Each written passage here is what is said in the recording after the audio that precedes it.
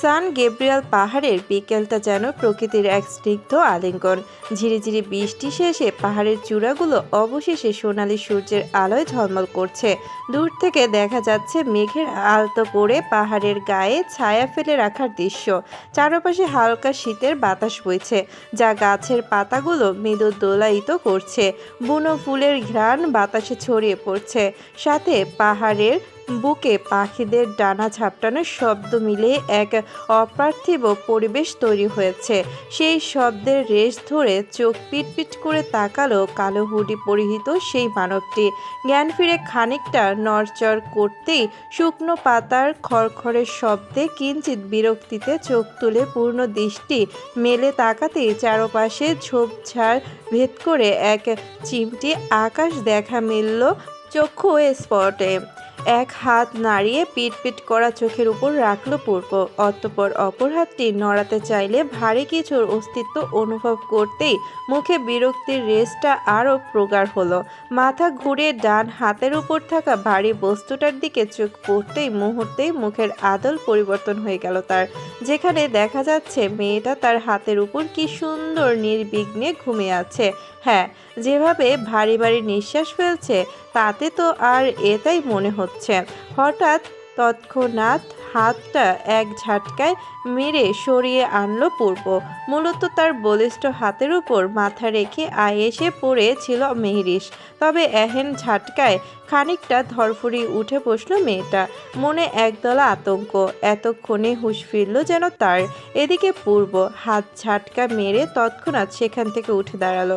তবে উঠে দাঁড়াতে চাইলেও মাথা কিছু আটকানোর ফলে আচানক ফুঁসে উঠল সে। প্রচণ্ড রাগ উঠছে তার নিজের উপর।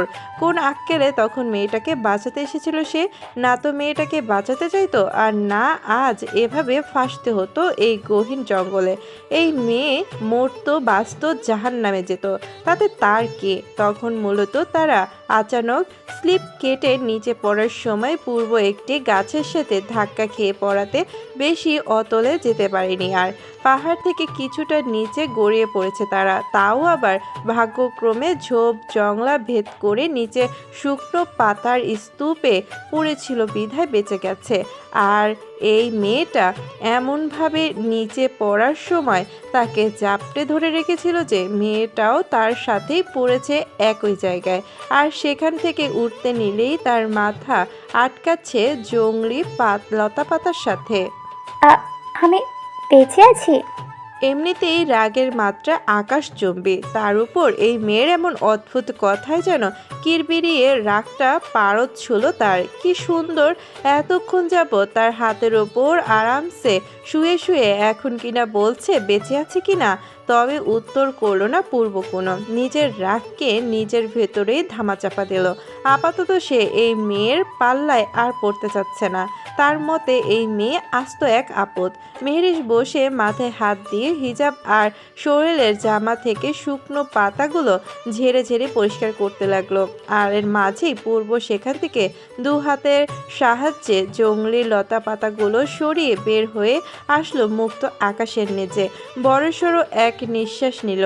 উপরে তাকাতেই দেখতে পেল তাদের নিচে পড়ার দূরত্বটুকু মোটামুটি অনেকটা নিচেই পড়েছে তারা। এই জঙ্গলের ভিতর স্তর আছে। প্রথম স্তর ভেদ করে দ্বিতীয় স্তরে পড়েছে বলেই হয়তো বেঁচে গিয়েছে এই যাত্রায়। তবে পিঠে বাম হাতের সিনার চোট পেয়েছে পূর্ব, ভীষণ বাজেভাবে। হাত নাড়াতেই অনুধাবন করতে পারছে আঘাতের তীব্রতা। পূর্বকে কোনো উত্তর করতে না দেখে মেহরিশও পূর্বর পেছন পেছন ছুটল।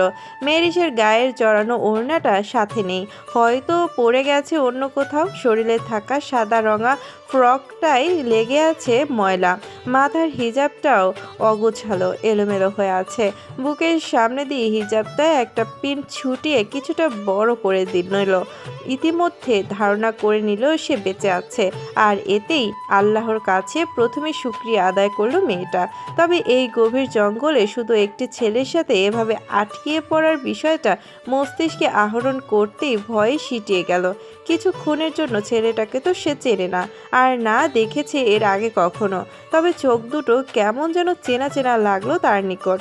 পরক্ষণেই আবার এই ভেবে মনকে সান্ত্বনা দিল যে হয়তো ছেলেটা অতটাও খারাপ নয়, খারাপ হলে কি আর তাকে তখন বাঁচানোর জন্য সাহায্য করতে আসতো নাকি। তাই আপাতত এই ছেলের সাথে থাকাটাই তার জন্য মঙ্গল। তবে তার এই ভাবনার মধ্যে পূর্বকে কোথাও দেখতে না পেয়ে খানিকটা চিন্তিত নজরে আশেপাশে চোখ বোলালো মেহরিশ। তৎপর দ্রুত সেখান থেকে উঠে বের হয়ে আসলো।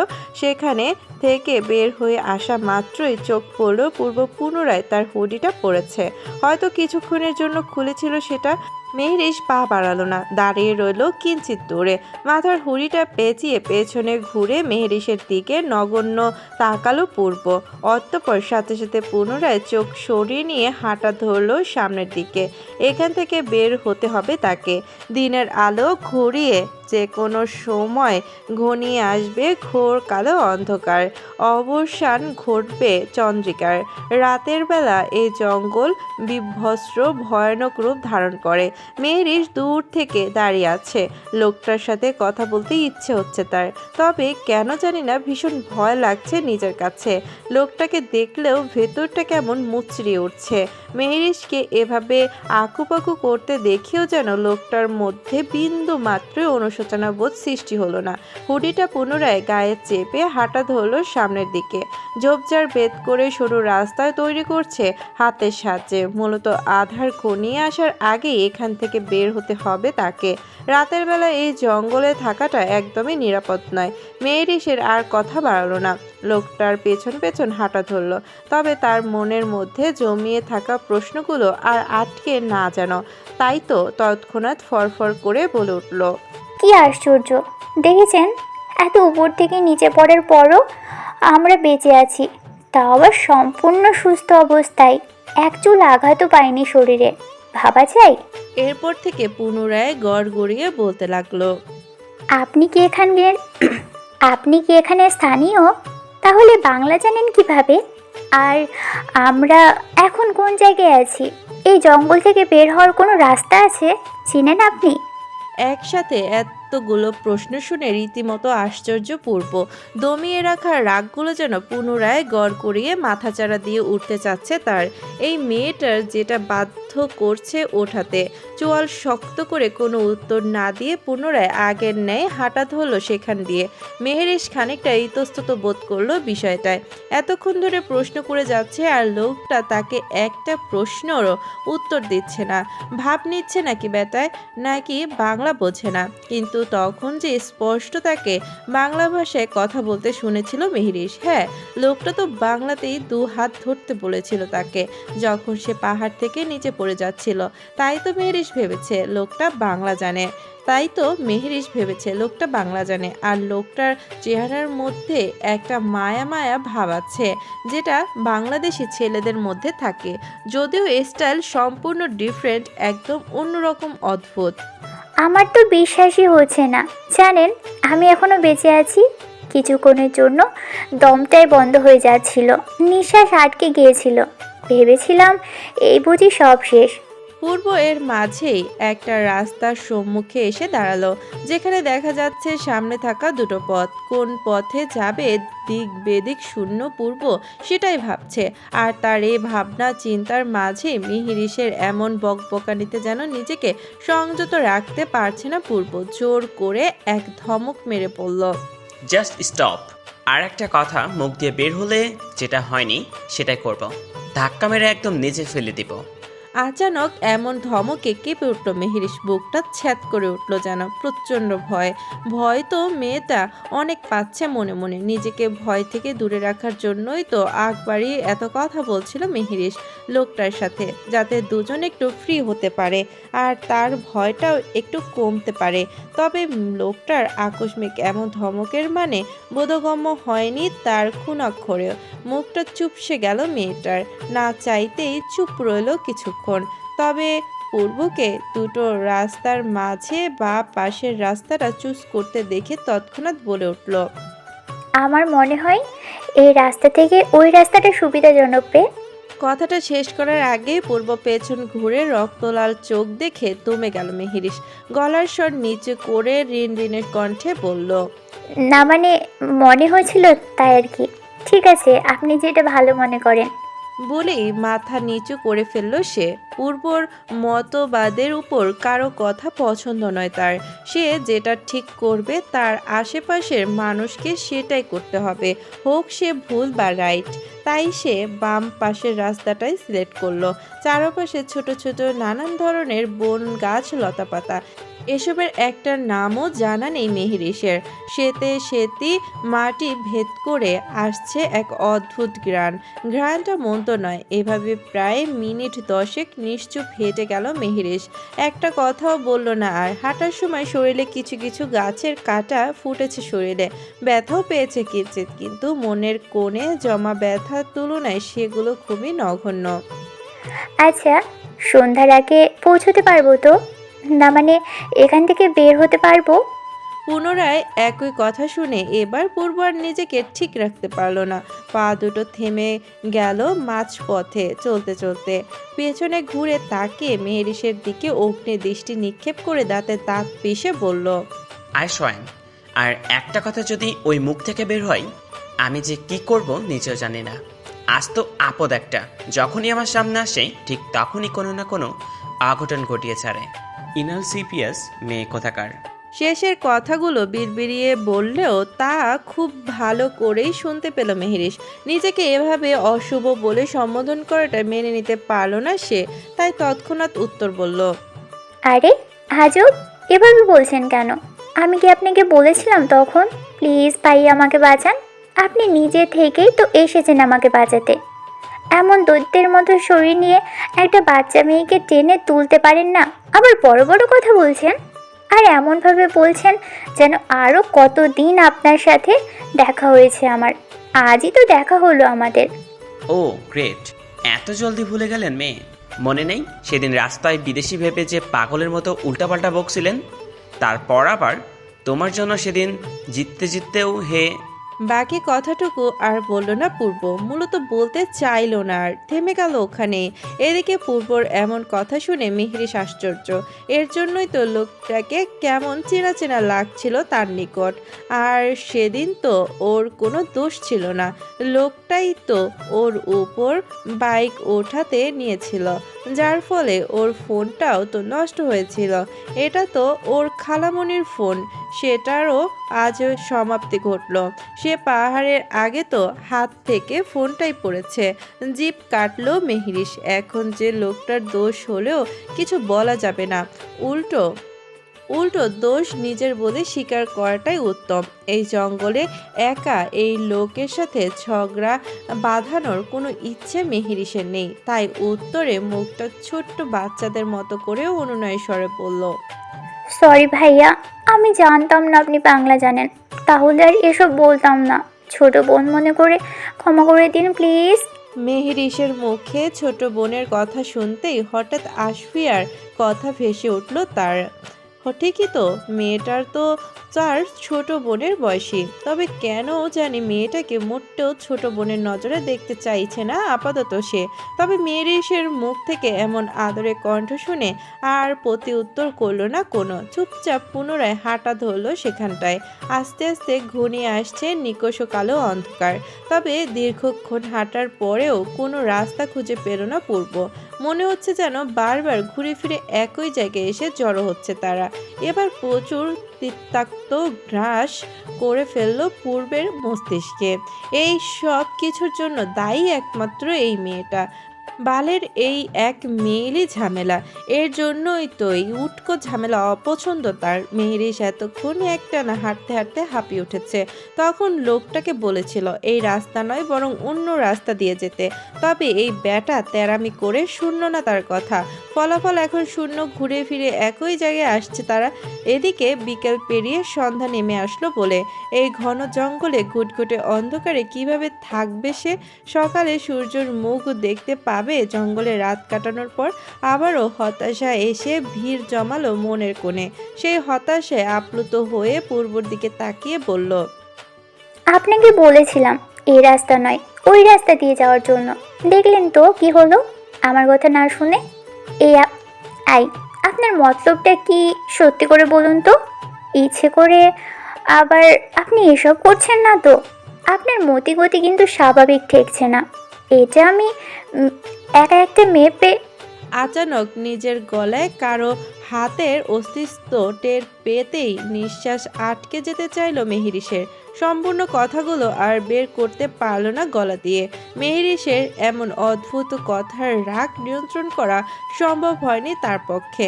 যে ছেলে মেয়েদের থেকে সবসময় লং ডিস্টেন্স মেনটেন্স করে রাখে, সে ছেলেকে কিনা এমন আজব উপাধি দিচ্ছে এই মেয়েটা। আর এই মেয়েটার জন্যই তো এভাবে ফেঁসে গেছে সে। ডান পাশের জঙ্গলের শেষ প্রান্তে পাহাড়ি জঙ্গলিদের বসবাস, যাদের সম্পর্কে প্রায়শই এখানে নিউজে ছাপা হয়। জঙ্গলের বন্য প্রাণী থেকেও তারা কোনো অংশে কম নয়, বিপজ্জনক নয়। সেই জন্যই সে বাম পাশের রাস্তাটা সিলেক্ট করেছে। পূর্ব এসেছিল এখানে অনেক বছর আগে, তবে আগের তুলনায় এখানে গাছগাছালির সংখ্যা বেড়েছে অনেক। সেই গাছে বেড়েছে বনের ঘনতর পরিমাণ, যার কারণে রাস্তা চিহ্নিত করা সম্ভব হচ্ছে না। আর এই পিচ্চির রাস্তা বেয়ে পুনরায় পাহাড়ে ওঠাও সম্ভব না, এতে আরও বিপদ হতে পারে। আর সেই মেয়ের মুখে থেকে এমন বাজে খেতাব দেওয়ার কথাটি মেনে নিতে না পেরে হঠাৎ মেহরিসের গলা চেপে ধরে তার। আর একটা কথা যদি ওই মুখ থেকে বের হয়েছে তো জিভ টেনে ছিঁড়ে ফেলবা একদম। কি মনে করিস নিজেকে বিশ্ব সুন্দরী? আমাকে কি তোর একদম ওই রকম ছেলে বলে মনে হয়? আমার সাথে যদি আর এক পাও সামনে বাড়াস তো তোর একদম কাঁচা গিলে ফেলবো। দাঁতে দাঁত চেপে হিসিয়ে একদমে কথাগুলো বলে থামলো পূর্ব।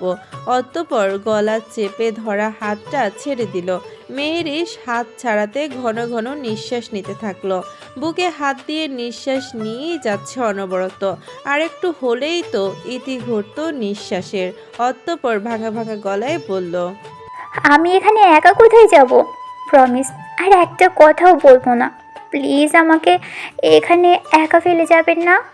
গো to hell, I don't care, just don't follow me. বলেই বড় বড় কদমে সেখান থেকে চলে গেল পূর্ব। একবারও পেছন ঘুরে তাকালো না আর। মেহেরিস দাঁড়িয়ে সেখানে। লোকটা একটু বেশি রিয়েক্ট করে ফেললো না? মায়া দয়াহীন মানুষ। যাবে না মেহেরিস এই লোকের পেছনে। দরকার হলে এখানেই থাকবে, মরে যাবে তাও যাবে না। ভেবেই পা বাড়ালো ঠিক উল্টো দিকে। কি মনে করেছে হ্যাঁ? বেটা মেয়ে দেখে যা খুশি তাই বলে যাবে? মেয়েদের কি আত্মসম্মান বোধ নেই? জঙ্গল না হয়ে যদি অন্য কোথাও হতো তাহলে মেহরিস কি এত সহজে ছেড়ে দিত? সে তো শুধু এখানের ভয়াবহতা থেকে রক্ষা পেতে এই লোকের সাথে ভাব জমাতে চেয়েছিল, নিস্তার পেতে চেয়েছিল এখান থেকে। এভাবে পেরিয়ে গেল আরও কিছুটা সময়। চারিদিকে নিস্তব্ধতা, শুধু মাঝে মাঝে পাইন গাছের পাতার ফাঁক গলে বয়ে চলা ঠান্ডা বাতাসের শব্দ। পাখিরা রাতের আশ্রয়ে চলে গিয়েছে। ঝিঝি পোকার ডাক পুরো পাহাড় জুড়ে প্রতিধ্বনি হচ্ছে। মৃদু চাঁদের আলো পাহাড়ের উপর ছড়িয়ে পড়েছে। গাছের ছায়া দীর্ঘ হয়ে এসে মাটি ছুঁয়ে আছে। অন্ধকার হওয়ার সাথে সাথেই পাহাড়ের গহীন অরণ্য অদ্ভুত সব শব্দ ভেসে আসে। কোথাও শিয়ালের হাহাকার তো কোথাও আবার অচেনা প্রাণীর গর্জন, যা মনে করিয়ে দেয় এই পাহাড়ের বুনো রূপ। বাতাসের সঙ্গে পাতার খসখসে শব্দ, কখনো মনে হয় কারো পদচারণা। আস্তে আস্তে এতটাই নীরবতা নেমে এসেছে যে নিজের নিঃশ্বাসের শব্দকেও ভারী মনে হচ্ছে মেহরিসের নিকট। মেহরিস, তুই ভুল করেছিস নিজের আত্মসম্মান দেখিয়ে। হ্যাঁ, আল্লাহ এর থেকে তোর ভালো হতো কষ্ট করে দুই একটা থাপ্পড় খেয়েও লোকটার সাথে থাকা। লোকটা যে ভয়ঙ্কর, তার সামনে এসব ভয়ঙ্কর নখ কোনো কিছুই টিকতে পারতো না। মনে মনে গালি দিচ্ছে মেহরিস নিজেকে। চাঁদের আলোয় বড় বড় পাইন গাছের ছায়াগুলো মনে হচ্ছে বিশাল আকারের কোনো দৈত্য, যা ডানা মেলে মেলে বসে আছে। হঠাৎ যেন পেছনে কোনো কিছুর অস্তিত্ব অনুভব করতে পারলো মেহেরিস। দুরু দুরু বুকে পেছন ঘুরে তাকালো। না, কি কিছুই তো নেই। আবার কয়েক কদম হাঁটতেই পুনরায় একই শব্দ শুনতে পেল। এবার যেন ভয়টা আরও গাঢ় হলো।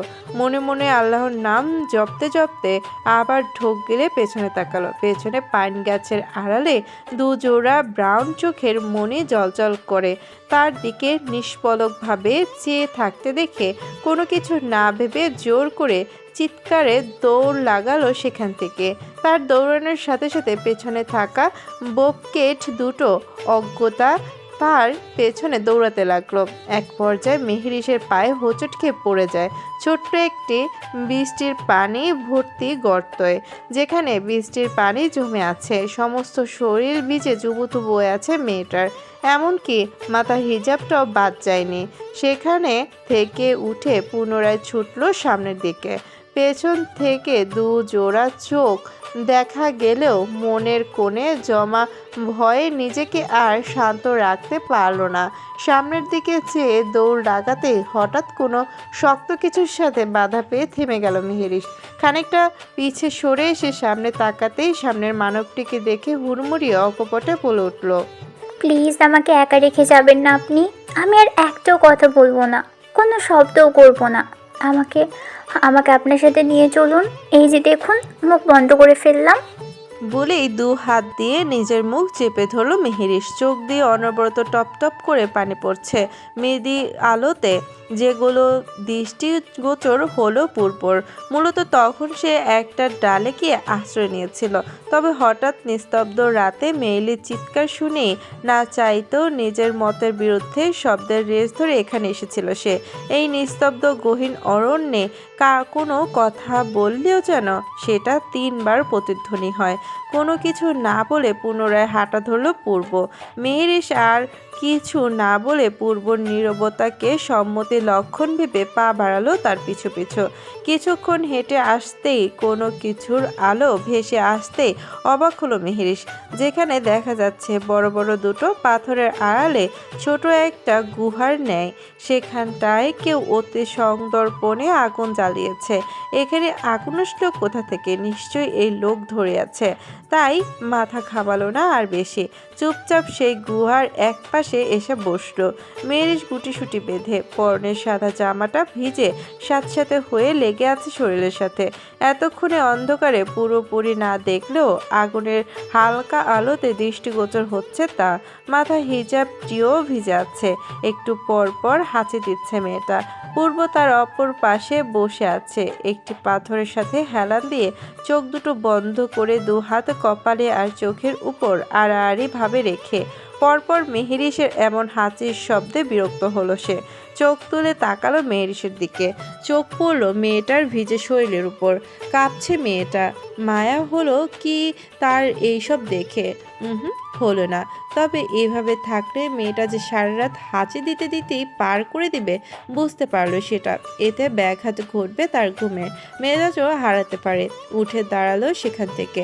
নিজের শরীরের কালো রঙা হুডিটা এক টানে খুলে ফেললো। মেহেরিস ভরকালো, ভয় পেল কিঞ্চিত, তবে শক্ত থাকলো, বলল না কিছু। তার মেয়েলি চোখ দুটো বারবার হুডির আড়ালেও হাফ হাতা কালো রঙা টি শার্ট পরিহিত ছেলেটার উপর পড়ল। হাতের মাসেলগুলো ফুলে ফুলে উঠেছে, শরীরের সাথে লেপ্টে আছে টি শার্টটা। তার উপর দিয়েও দেহের প্রতিটি ভাঁজ স্পষ্ট বোঝা যাচ্ছে। ঝাঁকড়া চুলগুলো হাতের সাহায্যে পেছনে টেনে ধরল পূর্ব। আচানক হাতের হুডিটা ছুঁড়ে মারল মেহেরিসের উপর। কণ্ঠে তিক্ততা এনে কর্কশ কণ্ঠে বলল, জামা পাল্টিয়ে এটা পরে নাও। বলেই সেখান থেকে চলে এলো পূর্ব। মেহেরিস আরেক দফা অবাক হলো। এটা আশা করেনি মেহেরিস। না চাইতেই যেন জল। তবে অস্বস্তি হচ্ছে মেয়েটার। শীতে কাঁপছে। হুডিটা পরলে বোধহয় ভালো লাগবে, ঘুচবে ঠান্ডার প্রভাব। কিন্তু এভাবে খোলা জায়গায় কিভাবে পাল্টাবে? হুডিটা হাতে নিল, বড় পাথরটার আড়ালে গিয়ে দাঁড়ালো, ভালো করে চোখ দিয়ে তাকালো পূর্বর দিকে। না, লোকটা ওপাশে ঘুরে আছে। কিছুক্ষণের জন্য লোকটির প্রতি কেন জানি না অগাধ বিশ্বাস এসে পড়লো মেহেরিসের। লোকটাকে যতটা খারাপ ভেবেছিল অতটাও খারাপ নয়। মিনিট 2-1 মধ্যেই বেরিয়ে আসলো পাথরের আড়াল হতে। হাতের নিচে সাদা রঙা ফ্রকটা মেলে দিল ছোট্ট একটি পাথরের উপর। পরনের হুডিটা তার হাঁটুর সমান হয়ে গেছে, তবে এখনো হাঁচির শব্দ কমছে না। এখানে আসতে পারেন, আমার হয়ে গেছে। পূর্বর পেছন ঘুরে তাকালো, মেহরিসের দিকে না চেয়েই এসে বসলো নিজের জায়গায়। তবে এখনো সেই হাঁচির শব্দে চোয়াল শক্ত হলো। পুনরায় তেতে উঠে বলল, মাথায় বরফের কুণ্ডলি পেঁচিয়ে রাখো, ড্রেস চেঞ্জ করে লাভ কি? I just hate noise. হয়তো মাথার ওপর হতে ওটা খুলে, নয়তো একটা সাউন্ডের করা যাবে না। মেহরিস বুঝলো পূর্বর কথার মানে। এই লোকের কথার বিরুদ্ধে যাওয়া ঠিক হবে না ভেবেই মাথায় হিজাব আটকানো দুটো পিন খুলে রাখলো এক জায়গায়। অতঃপর টেনে মাথার হিজাবটা খুললো। চুলগুলো আধ ভেজা হয়ে আছে, হিজাবের আড়ালে লুকায়িত চুলগুলো বেশি ভিজতে পারেনি।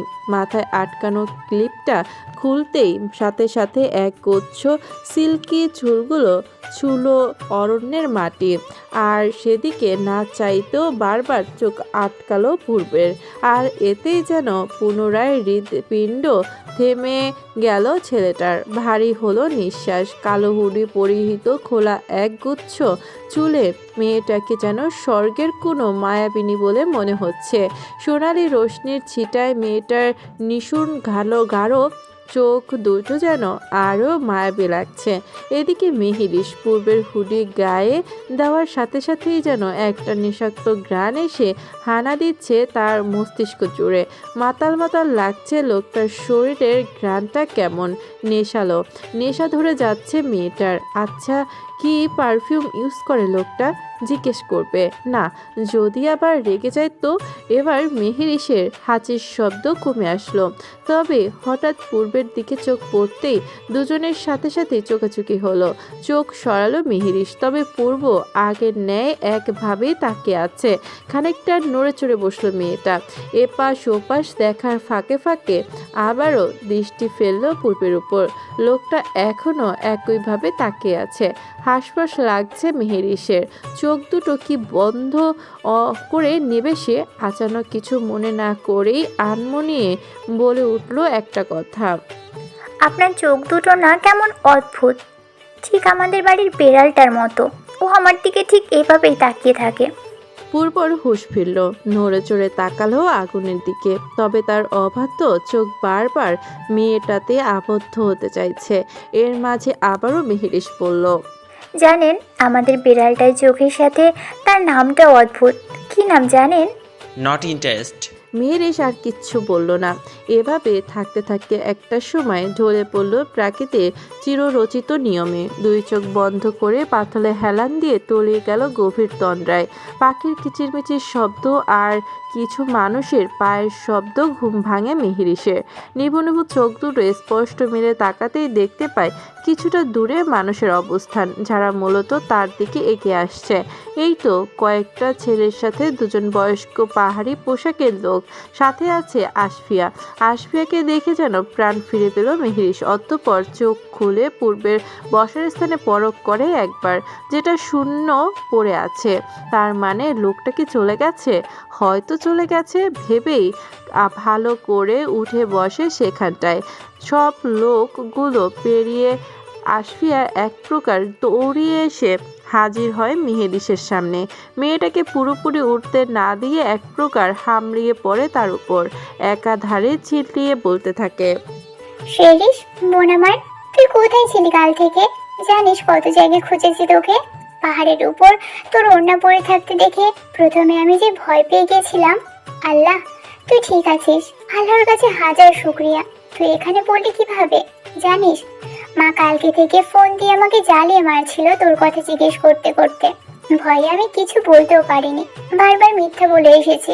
তোর যদি কিছু হয়ে যেত তাহলে আমি কি জবাব দিতাম মাকে? আর মাই বা খালামণিকে কি জবাব দিত? তোর মুখে, কোন মুখে তোকে ছাড়া আমি বাড়ি ফিরতাম? বলেই পুনরায় জড়িয়ে ধরল মেহেরিসকে। তার ঠিক কিছুটা দূরেই এই মাত্র এসে দাঁড়িয়েছে পূর্ব। আসফিয়ার বলা একটি কথাও বাদ যায়নি তার কানে পৌঁছাতে। দু হাতে থাকা একটি বড় পাতায় রাখা ব্লুবেরিগুলো হাতের মধ্যেই মুহূর্তে পিষে ফেলল। চোয়াল শক্ত হয়ে এলো সাথে সাথে, নাকের পাটা ফুলে উঠল। মুহূর্তে চোখের রং পাল্টে গেল যেন। মূলত একটু আগেই উঠে সামনে থাকা একটি ব্লুবেরির গাছ থেকে কিছু পরিমাণ ব্লুবেরি নিয়ে এসেছিল মেরিসের জন্য, আর এখানে আসতেই এমন কিছু শোনার জন্য মোটেও প্রস্তুত ছিল না সে। ঠোঁটের কোণাটা বারবার কাঁপছে যেন, ভেতরে ভেতরে নিজেকে সংযত রাখতে চাইছে সে। পূর্বকে এভাবে এখানে দেখে তৎক্ষণাৎ সাব্বির আর তন্ময় এখানে এসে হাজির হলো। কিরে ভাই, তুই এখানে কি করছিস? আমরা তো ভেবেছি তুই চলে গেছিস এখান থেকে। আসফিয়া বলল ওর কেমন বোন নাকি হারিয়ে গেছে, খুঁজে পাচ্ছে না। তাই আমরা পাহাড়ের মানুষ আর কিছু গার্ড নিয়ে রাস্তা ধরে এখানে আসলাম মেয়েটাকে খুঁজতে। তুই এখানে কি করছিস? হাতে পিষে রাখা ব্লুবেরিগুলো মুহূর্তে ছুঁড়ে মারল দূরে। দাঁত কিরমিরিয়ে সাব্বিরকে উদ্দেশ্য করে বলে উঠল, বিহাউডি I became so careless oh shit. বলেই দ্রুত সেই স্থান ত্যাগ করল পূর্ব। ওদিকে পূর্বর কণ্ঠস্বর পেয়ে সাথে সাথে আসফিয়া পেছন ঘুরে তাকালো। ভাইকে এভাবে ক্রোধান্বিত হয়ে চলে যেতে দেখে আনমনি বলে উঠল, ভাইয়া এখানে? বাইরের পরিবেশ স্তব্ধ, গুমোটে ভাব ধরে আছে আবহাওয়া। সে নেই কোনো বাতাস আর না আছে উজ্জ্বলতার তাপদাহ। তবে পরিবেশ স্তব্ধ হয়ে থাকলেও শান্ত নেই কারো ভিতরের অন্তরস্থলের ক্ষত। এমন নিস্তব্ধ থমথমে পরিবেশে একটি বাড়ির ভেতর থেকে ক্ষণে ক্ষণে এটা সেটার ভাঙার শব্দ পুরো বাড়িটাকে একটা রণক্ষেত্র বানিয়ে দিচ্ছে। তবে বাইরে থেকে সেটা অনুধাবন করা না গেলেও ভিতরে প্রবেশ করা মাত্রই ভিতরের তাণ্ডব লীলা চক্ষু স্পষ্ট হতেই যে কেউ আটকে উঠবে ভয়ে। তখন পূর্ব বাড়িতে এসেই কোনো কিছু চিন্তাভাবনা না করে চারপাশে থাকা জিনিসপত্র ছুঁড়ে ফেলতে শুরু করে। দেয়ালের ঘড়ি ছুঁড়ে মারে মেঝেতে, যা এক মুহূর্তে চূর্ণ বিচূর্ণ হয়ে যায়। টেবিলের উপর রাখা ফুলদানি এক ঝটকায় মেঝেতে পড়ে টুকরো টুকরো হয়ে যায়। দরজার কপাটে এমনভাবে লাথি দেয় যে দরজার সাথে সাথে বোধ পুড়ে বাড়িটাই কেঁপে উঠেছে। গলার চিৎকারে যেন ঘর বাড়ি হয়ে ওঠে। ভাঙচুরে বড় বাড়িটি যেন যুদ্ধক্ষেত্রের মতো হয়ে যায়। জিনিসপত্র এদিক ওদিক ছড়িয়ে ছিটিয়ে পড়ে আছে, কিন্তু তখনও তার চোখে অশান্তির আগুন জ্বলতে থাকে, যেন এই ধ্বংসস্তূপ তার রাগ মেটাতে ব্যর্থ। অতঃপর দেয়ালে সাজানো বিশাল কাচের পেন্টিংগুলো তুলে একের পর এক আছাড়ে ফেলতে শুরু করে ফ্লোরে, যাতে মুহূর্তের মাঝে বিকট শব্দ তুলে ভাঙা কাচের টুকরোয় ভরে যায় পুরো জায়গা। হাত দুটো থেকে টুপ টুপ করে রক্ত গড়িয়ে পড়ছে, অথচ সেদিকে বিন্দু মাত্র হেলদোল নেই যেন লোকটির। সে তো নিজের ভেতরের সত্তার সাথে লড়াই করে যাচ্ছে। তার মতো এত বিচক্ষণ সম্পূর্ণ মানুষ কিভাবে এমন বড় একটা বোকামি করতে পারলো, সেটাই মেনে নিতে পারছে না সে। যেখানে মেয়েটাকে মারার জন্য বাড়িতে যাওয়া বন্ধ, নিজের মায়ের সাথে সম্পর্ক ছুন্ন, সেখানে কিনা নিজের অজান্তে সেই মেয়েকেই বাঁচিয়েছে। এমনটা তো হওয়ার ছিল না, তাহলে কেন হলো? আর ওই মেয়েটার সহ সবাই তাকে মিথ্যা বলে গেছে অনায়াসে, তাও সে কিছু আন্দাজ করতে পারেনি। হ্যাঁ, পূর্ব জানে মেয়েটার নাম মিহিরিস, ব্যাস এতটুকুই। কিন্তু মেয়েটাকে তাকে মিথ্যা বলেছে অন্য নাম বলে, ছলনা করেছে। মিথ্যা শুনলে যে নিজেকে সংবরণ করতে পারে না পূর্ব, এই একটা কথা যেটা শুনে নিজের রাগকেও কন্ট্রোল করতে ব্যর্থ হয় জিও।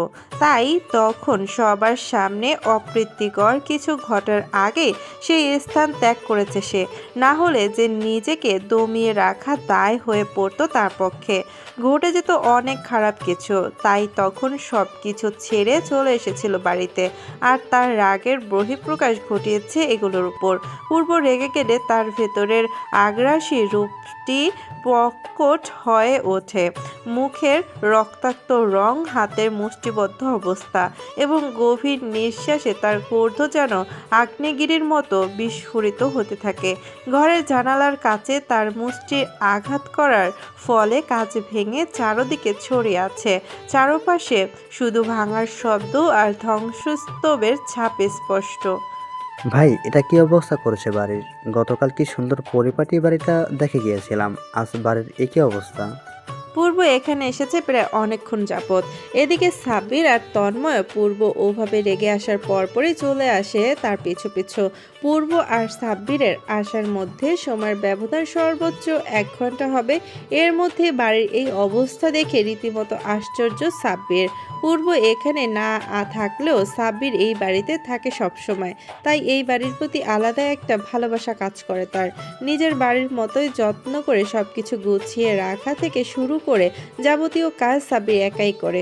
বাড়িতে ঢুকে এমন কিছুর জন্য মোটেও প্রস্তুত ছিল না সাব্বির। হয়তো কিছুটা আন্দাজ করেছিল, তবে এতটাও যে মর্মান্তিক হবে তা আন্দাজ করতে পারেনি কেউই।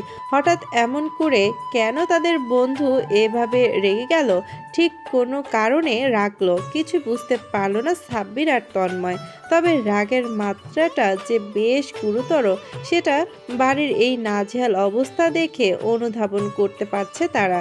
তবে এর মাঝেই হঠাৎ সাব্বিরের চোখ যায় তার পছন্দের একটা পেন্টিংয়ের দিকে, যেটা সে কিছুদিন আগেই নিয়ে এসেছিল বাড়িতে। তার এক এক্স এটা গিফট করেছিল তাকে। মেয়েটাকে সাব্বির ভালোবাসতো, তবে পরিবর্তিতে ধোঁকা দিয়েছিল মেয়েটা তাকে। তাই এই পেন্টিং দেখে রোজ রোজ তার রোজের কথা মনে করত সাব্বির। আর সেই পেন্টিংটা নিজে একটু একটু হয়ে পড়ে থাকতে দেখে ছেলেটার নাজুক মন যেন বিলাপ করতে শুরু করলো। একবার মনে চাইলো চিৎকার করে কান্না করতে, আর রোজের দেয়া শেষ স্মৃতিটুকুর জন্য। ভাই, দেখেছিস? রাগ করছিস ভালো, তো নিজের রুমে গিয়ে রাগ দেখা না। বেটা, যা খুশি ভাঙ, আটকাইছে কে? কিন্তু এইখানে কেন সব সময় বলতো? তাও আমার রোজের দেওয়া পেন্টিংটাই ভাঙতে হলো। ওই দেখ, এটার সাথে তো আরো পেন্টিং আছে, ওগুলো কি চোখে দেখলো না? এখন আমি কার স্মৃতি নিয়ে বাঁচবো? আমার রোজ। বলেই ন্যাকা কান্না জুড়ে বসলো সাব্বির। সাব্বিরের এমন কাণ্ডে বিরক্ত তন্ময়, চোখ মুখ কুচকিয়ে পড়ল। আর রাখতো নাটক, ও কই ওটা দেখ আগে। বলেই ভাঙা চূড়া জিনিসপত্র ডিঙিয়ে ভেতরে প্রবেশ করলো তন্ময়। তন্ময়ের পিছু পিছু ছুটলো সাব্বির। এরা সবাই হার্ডলেস। পূর্বের সাথে থাকতে থাকতে সবাই এক একটা হার্ডলেস হয়ে গেছে, শুধু পারল না সে হতে। বন্ধুর কান্নাকে নাটক বলে উপাধি দিতে একটু একটুও বুক কাঁপলো না। পূর্বের রুমের দরজা খোলা, সেখানে দাঁড়িয়ে আছে তন্ময় আর সাব্বির। দরজার সামনে দাঁড়িয়ে একটু আড়াল হয়ে ওত পেতে আছে ভেতরের দৃশ্য দেখার জন্য। কেন জানি না তাদের এই মুহূর্তে সাহসে কুলাচ্ছে না ভিতরে যাওয়ার আর পূর্বর মুখোমুখি হওয়ার। তন্ময়ের পেছনে সাব্বির, যেখান থেকে দেখা যাচ্ছে পূর্ব তার রুমের ডিভানের উপর পা দুটো ফ্লোরে ঠেকিয়ে আয়েসি ভঙ্গিতে বসে আছে। 2 হাত থেকে চুয়ে চুয়ে রক্ত গড়িয়ে পড়ে সাদা ফ্লোরটা লাল হয়ে গেছে। সেদিকে কি ছেলেটার একটু খেয়াল আছে? নেই বোধ হয়। থাকলে কি নিজের শরীরের এত রক্ত ঝরতে দেখেও কেউ নিশ্চিন্তে গা এলিয়ে বসে থাকতে পারে? হ্যাঁ পারে, তবে সাধারণ না, মস্তিষ্কের কোনো মানুষ পারবে না সেটা। তবে পূর্বকে তো তারা সাধারণ মস্তিষ্কের মানুষ বলে আদৌ ভাবে না, তাই তো তাকে সাইকিয়াট্রিস্টের কাছেও নিয়ে গেছিল তারা। সাইকিয়াট্রিস্টকে সব জানালে তখন তাদের কিছু মেডিসিন আর ট্রিটমেন্টের কথা বলেছিল, যেগুলো তারা জীবনেও তাদের এই বন্ধুকে দিয়ে করাতে পারবে না। হ্যাঁ, তবে আরেকটা কথা বলেছিল, যখন বেশি মাত্রাতিরিক্ত রেগে যাবে তখন একটা ইনজেকশন পুশ করে দিতে বলেছিল তার বন্ধুকে। সাব্বির সেই ইনজেকশন এনেও রেখেছিল বাসায়, তবে কোনো দিন দেওয়ার সাহস পায়নি। এভাবে ব্লিডিং হতে থাকলে তো একটু পর রক্ত শূন্যতায় মরে যাবে। আয় ভিতরে যাই, ওকে হসপিটাল নিয়ে যেতে হবে। তন্ময় তার পেছনে থাকা সাব্বিরকে উদ্দেশ্য করে বলে ওঠে উক্ত কথাটি।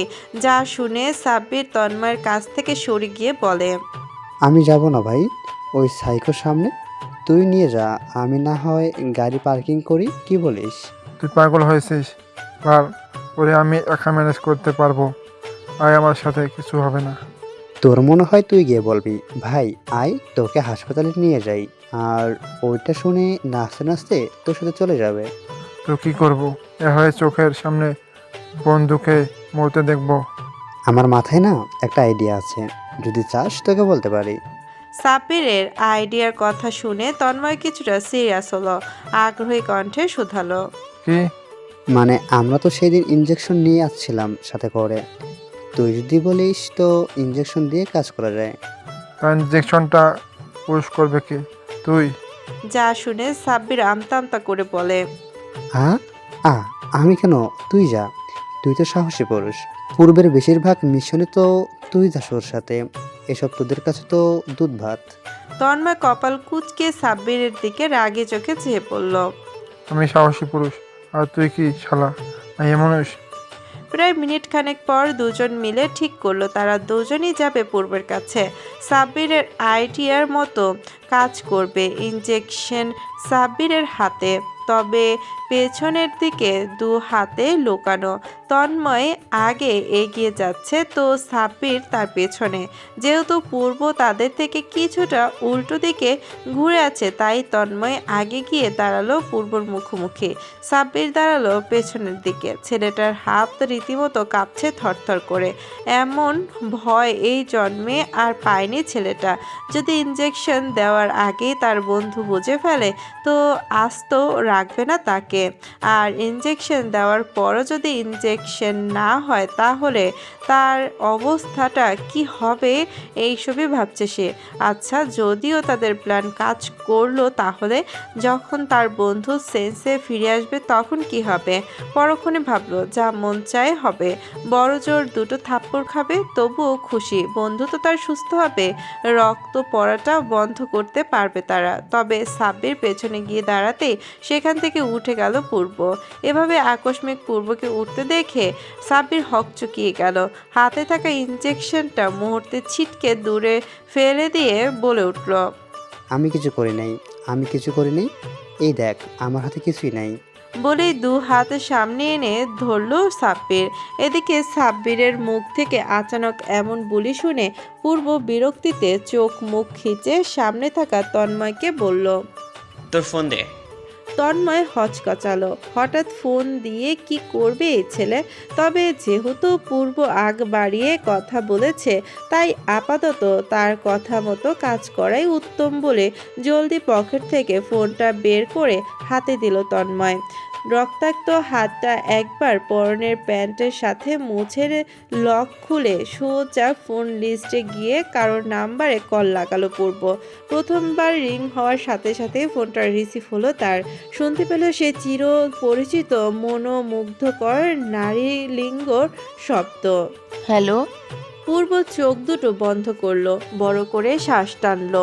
অতঃপর পুনরায় চোখ মেলে দাঁতে দাঁত পিষে ফোনের অপর প্রান্ত থেকে ব্যক্তিটিকে উদ্দেশ্য করে বলল।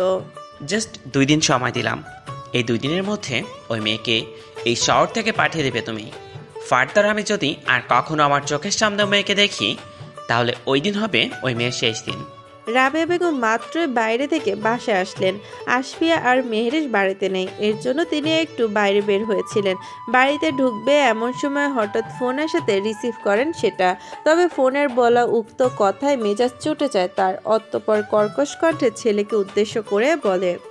তোমার যা মন চায় তুমি করো, আমার মেয়ে এখানে এই শহরেই থাকবে। তোমার অসুবিধা হলে তুমি চলে যাও, কেউ তো আটকায়নি তোমাকে। Great then, be ready Mrs Rabeya Khatun, কারণ এরপর থেকে যা হবে তার জন্য দায়ী থাকবেন একমাত্র আপনি। বলেই আর কিছু বলতে না দিয়ে ফোন কেটে দিল পূর্ব।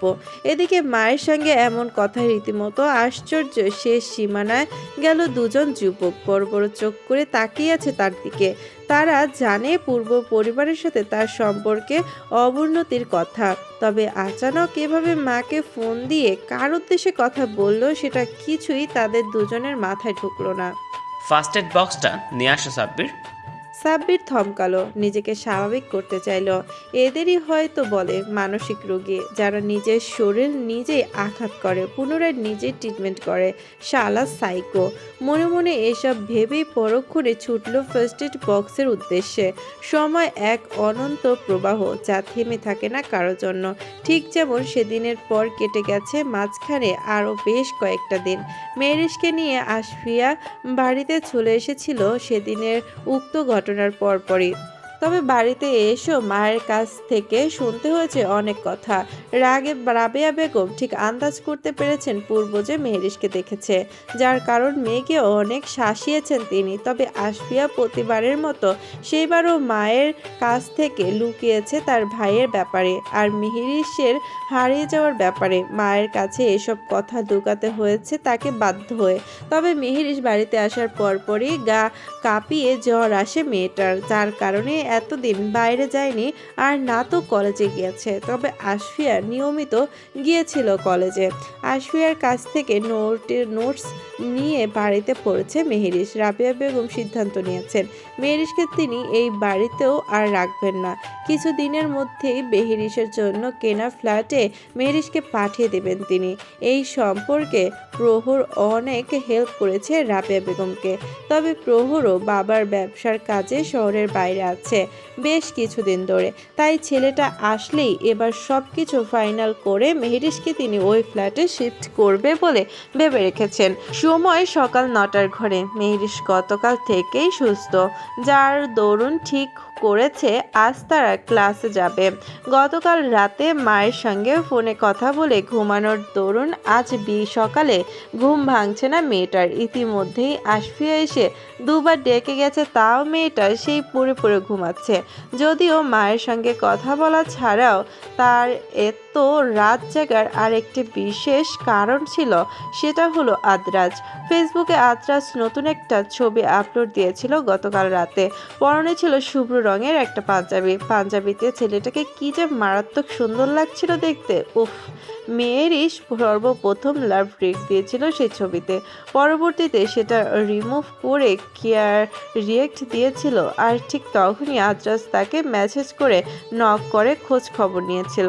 মেহরিশের খুশি আর দেখে কে, এই একটা ছেলে যার কথা ভেবে মেহরিশ পার করে দিতে পারে পুরো রাত। এই শেরিস, আর কত ঘুমাবি? ক্লাসে না গেলে বল, আমি চলে যাচ্ছি। আশফিয়ার পুনরায় তার রুমে এসে চেঁচিয়ে বলে থামলো কথাটি। মেহরিশের উপর থেকে সাদা কমফোর্টটা উঠিয়ে ছোট ছোট চোখে তাকালো আশফিয়ার দিকে। লম্বা ঘন কালো চুলগুলো ছড়িয়ে আছে পুরো বেড, কিছু কিছু আবার পড়ে আছে ফ্লোরে। মেহরিশ রাতের বেলা চুল না খুলে ঘুমালে ঘুম আসে না মেয়েটার। দিলি তো স্বপ্নটা ভেঙে। পাল, কি সুন্দর একটা স্বপ্ন দেখছিলাম। তা স্বপ্নটা নিশ্চয়ই তোর ওই আদ্রাজ না কি যেন নাম, তাকে ঘিরে ছিল, তাই না? মুখ হা করে মেহরিশ জিজ্ঞেস করলো। তুই জানলি কিভাবে? এছাড়া আর কি হবে, এখন ওর যেতে হবে, অনেক দেরি হয়ে গেছে বোন। মেহরিশ রেডি হয়ে নিচে নেমে এসেছে। লাল রঙের একটি হাঁটু সমান ফ্রক পরেছে, সাথে ব্লু জিন্স, মাথায় সুন্দর করে সাদা হিজাব পরেছে। লাল সাদার কমিউনিকেশনের ড্রেসটাতে মেয়েটাকে একটু সদ্য লাল ফুটন্ত গোলাপের মতো স্নিগ্ধ লাগছে। কোনো রকম নাস্তা সেরে আশফিয়া আর মেহরিশ নিচে নেমে আসলো। ড্রাইভার গাড়ি নিয়ে অপেক্ষা করছে। রাবেয়া বেগম কড়া গলায় বলে দিয়েছেন এখন থেকে যাওয়া আসা সব কিছু এই গাড়িতে করেই করতে হবে।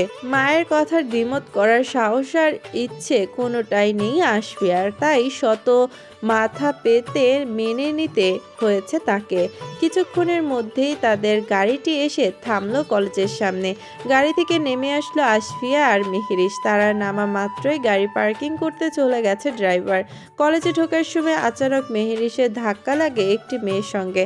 তবে মেহরিশের সঙ্গে আশফিয়াকে দেখে মেয়েটা মেহরিশকে কিছু বলতে উদ্যত হতেই পুনরায় থেমে যায়। যেচে পড়ে আশফিয়ার সাথে আগ বাড়িয়ে কথা বলে ওঠে। আরে আশফিয়া, কেমন আছো? কি খবর তোমার? আশফিয়া বিরক্ত হয়। এই মেয়েটাকে কেন জানি না পছন্দ হয় না তার। সব সময় তার ভাইয়ের আগে পিছে পড়ে থাকে। হ্যাঁ, মেয়েটা আর কেউ নয়, লিসা। তবে মনে মনে আশফিয়া কিছুটা নার্ভাস হয়ে ওঠে। লিসা এখন এইখানে কি করছে? লিসা তো তখনই এখানে আসে যখন তার ভাই থাকে। তার ভাইয়ের আগে পিছে বেহার মতো পড়ে থাকা ছাড়া তো এই মেয়ের আর কোনো কাজ নেই। কিন্তু আজ তো কলেজেও কোনো অনুষ্ঠান নেই, তাহলে তার ভাই এখানে আসবে কেন? ভয়ে মেয়েটার বুক ধুকপুক ধুকপুক করতে থাকে। এর মানে মনে বলল, মায়ের কাছ থেকে বিষয়টা লুকিয়ে মোটেও ঠিক করিসনি আশফিয়া।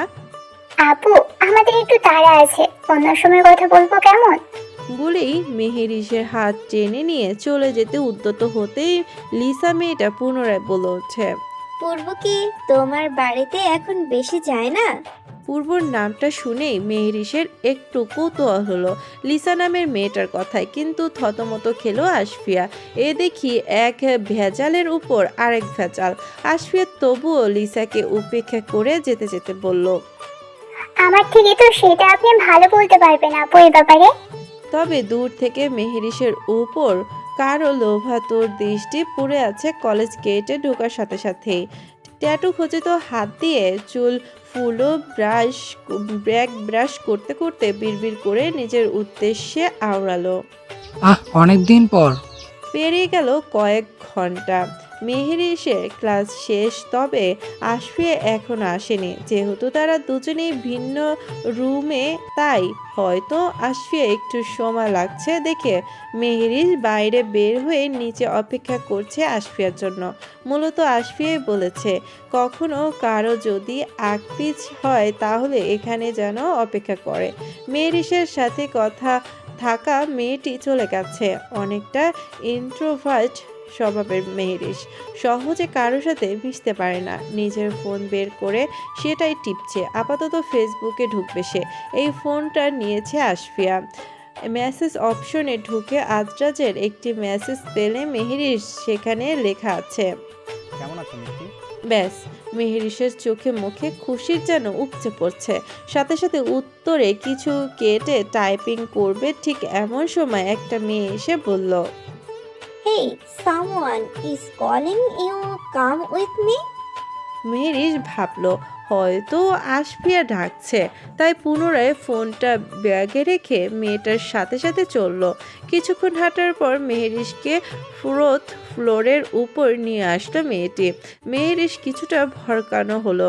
আশফিয়ার রুম তো 3rd ফ্লোরে, তাহলে 4th ফ্লোরে তাকে আবার কে ডাকলো? There is no one here. Who called me? মেয়েটিকে উদ্দেশ্য করে মেহেরিস বলল কথাগুলো। উত্তরে মেয়েটা একটি রুম দেখিয়ে স্বাভাবিকভাবেই বলল, Go inside in this room. মেহেরিস গেল না রুমের ভেতর। কেন জানি না ভেতরে অজানা আশঙ্কা বুধ হয়ে উঠেছে। মেয়েটার কথা শুনে এখানে আসাটা বোধহয় ঠিক হয়নি তার। ভেবেই মেয়েটির কথাই ইগনোর করে চলে যেতে নিলেই এটি আচানক মেহেরিসকে ধাক্কা মেরে রুমের ভেতর ঢুকিয়ে দিয়ে বাইরে থেকে দরজা লক করে চলে যায়। মেহেরিস হতবম্ব দৃষ্টিতে পরিত্যক্ত রুমটার চারপাশে চোখ বোলায়, আর তাতেই যেন মেয়েটার নিঃশ্বাস আটকে যাওয়ার উপক্রম। যেখানে দেখা যাচ্ছে প্রায় 4 থেকে 5 জন ছেলে বিশ্রীভাবে তাকিয়ে আছে তার দিকে। দ্রুত দরজা খোলার চেষ্টা করে মেহেরিস। একের পর এক দরজা আঘাত করেই যাচ্ছিল, তবে ওপর পাশ থেকে কারো সাহায্য তো দূরে, রেসপন্সও আসছিল না। তা দেখে ছেলেগুলো অট্টহাসিতে মেতে ওঠে মেহেরিসের উপর। আপনারা কারা? আমাকে এখানে এনেছেন কেন? কাপা কাপা স্বরে কথাগুলো কোনো রকম আওড়ালো মেহেরিস। নিজের পেছনে থাকা হ্যালো কিটি ব্যাগটার সামনে এনে চিপে ধরে বুকের সামনে। এর মাঝেই একজন ছেলে মেহেরিসের দিকে তাকিয়ে বলে, বাচ্চা থেকে সে একটা মাল পছন্দ করছে, ভাইয়ের রুচি আছে বলতে হবে। মন তো চাচ্ছে ভাইয়ের আগে আমি একবার টেস্ট করে দেখি। মেহেরিস বুঝল না ভাই বলতে ছেলেটা ঠিক কাকে বুঝিয়েছে। তবে এখন যে নিশ্চয়ই তার সাথে খুব খারাপ কিছু ঘটতে যাবে বুঝতে পারলো ইতিমধ্যে ছেলেগুলোর মুখভঙ্গি দেখেই। ভাইয়ের জিনিসে হাত দেওয়ার কল্পনা করিস না রয়, ভাই কিন্তু স্পেশালি ওয়ান করেছে সবাইকে, মাইন্ড ইট। মেহেরিস ছেলেগুলোর আর একটাও বাজে কথা সহ্য করতে পারল না। মন তো চাচ্ছে ছেলেগুলোর মাথা ফাটিয়ে দিতে, তবে একা একটি মেয়ে হয়ে কি পারবে সে এতগুলো ছেলের সাথে। তাই পুনরায় দরজায় জোরে জোরে কড়া নেড়ে চেঁচিয়ে বলতে লাগলো, please someone help me, open the door. ঠিক এমন সময় আরেকটি ছেলে এসে হঠাৎ মেহেরিসকে দরজার সামনে থেকে টেনে সরিয়ে নিয়ে মুখে হাত চেপে ধরে বলল, গলা একটু বেশি বড় হয়ে গেছে তাই না? একটু পরে সব হাওয়া ফুস হয়ে যাবে। এর মাঝে আচানক দরজা খোলার শব্দ। সবাই দরজার পানে অধীর আঁকড়ে চেয়ে থাকলেও আকস্মিক দরজার সামনে দাঁড়ানো মানুষটিকে দেখে মুহূর্তেই মুখের উজ্জ্বলতা মিলিন হয়ে গেল ছেলেগুলোর। আর এর মাঝে আচানক দরজা খোলার শব্দে সবাই দরজার পানে অধীর আগ্রহে চেয়ে থাকলেও আকস্মিক দরজার সামনে দাঁড়ানো মানুষটিকে দেখে মুহূর্তেই মুখের উজ্জ্বলতা বিলীন হয়ে গেল ছেলেগুলোর। আর দরজার সামনে দাঁড়ানো সেই মানবটিকে দেখে মেহেরিস আনমনে বলে উঠল, আপনি